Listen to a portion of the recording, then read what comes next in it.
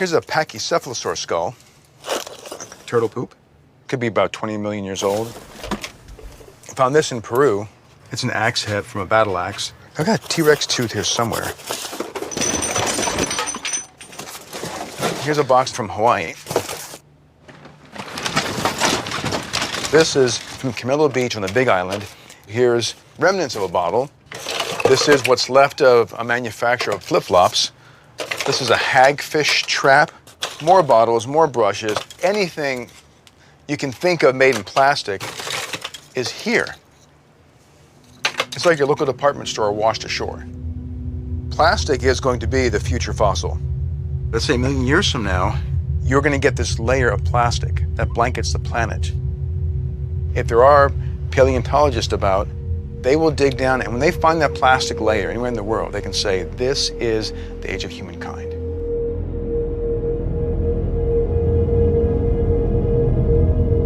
We have this deep, million-year-old affinity to water. The earliest human remains ever found are near an estuary. I think this ancient connection makes us see ourselves in a different context. The ocean connects us all. When I was a little boy, the first neighborhood I lived in was called Atlantis, right off of the Atlantic Ocean.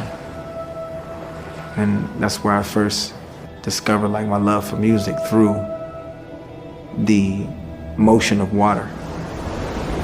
My imagination ran wild, and so I just have a connection with the ocean. It yields so much life, including our own.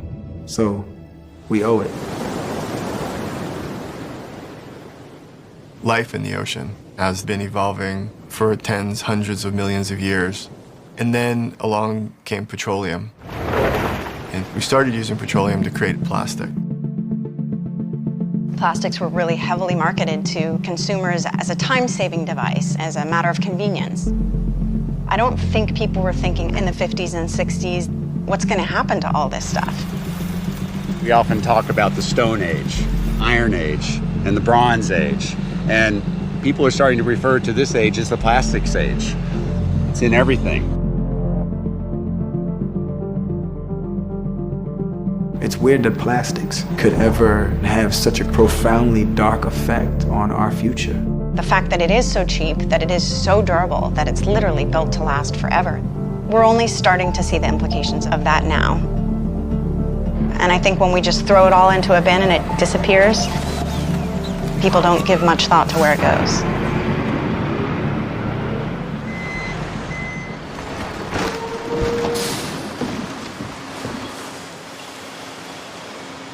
We make 288 million tons of plastic annually. That means every 4 years, we make 1 billion tons of plastic. Where does it go? It may make its way into the waste management system. Now, what escapes the waste management system is heading out to sea. If it were paper, metal, or glass or wood, it would either oxidize, biodegrade, or be just inert and not matter. Whereas plastic just persists. It persists. In the span of just 50 years using plastic, we have plasticized our planet.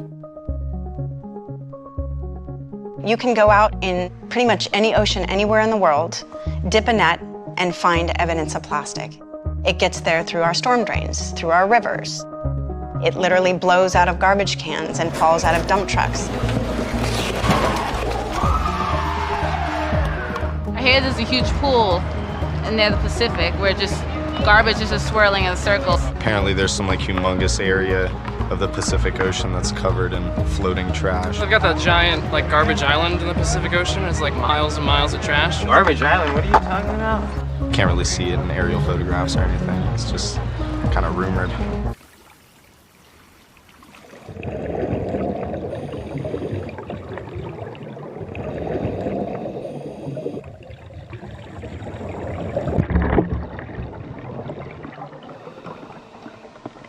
Everyone who's ever been with me out to these garbage patches has been transformed.